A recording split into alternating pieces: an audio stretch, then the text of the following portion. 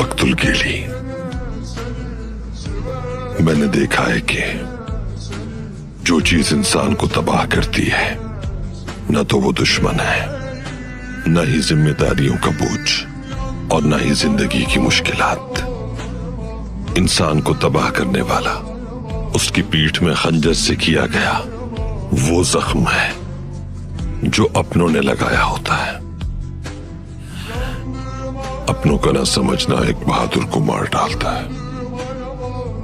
सच्चाई को वाजे करने के बावजूद भी जब आपकी कोई सुनने वाला ना हो तो दिल टूट जाता है।